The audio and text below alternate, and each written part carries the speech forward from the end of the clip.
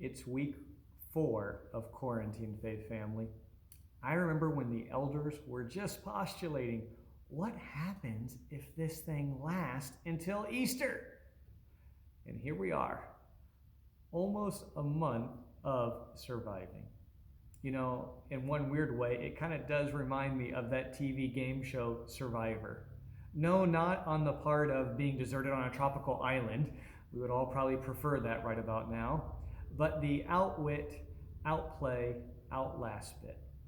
I think all of us have different strategies that we are trying to use to outwit, outplay, and outlast this virus. But when we do, we run the same risk that every contestant on Survivor falls into, namely, believing that this game is all there is. They get so wrapped up in the game that they forget who they are and even why they begun in the first place. It isn't too far along into the game before you start hearing contestants say things like, I would never do this in the real world.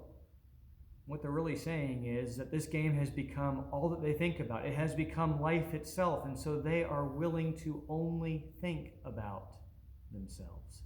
How are they going to outwit, outplay, and outlast everyone else? Well, if you make it to about day 20, something strange really happens on this Survivor TV show. Survivor flies in one of your family members. You get to visit with them for a whole day. It's a day on the show where everyone cries without exception. With that loved one in your arms, you begin to remember who you are and whose you are. You begin to remember why you began this day in the first place. It's really the power of home. Jesus also knew the power of home. On the eve of his crucifixion, his disciples were troubled, they were anxious, they were worried about Christ's departure, and in doing so, they were pretty self-absorbed.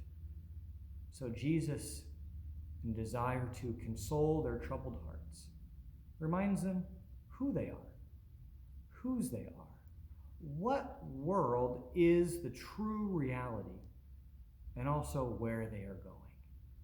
Jesus begins to share with them about home. This Sunday on Easter morning, we're going to look at John chapter 14, verses 1 through 6. Your family worship guide is available today, Wednesday, both electronically and outside the church doors for your convenience to come pick up a physical copy.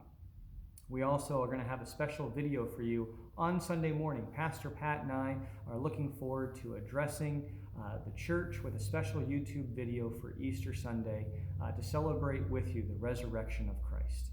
And if you could do one more thing for me, would you consider this week buying yourself a copy of Pilgrim's Progress? I think it would help you greatly as we consider how a long-range perspective of eternity can really bring clarity to our priorities and our journey in our faith today. Faith family, until we get to see you again, we love you. May the Lord bless you. May the Lord make his face shine upon you. God bless.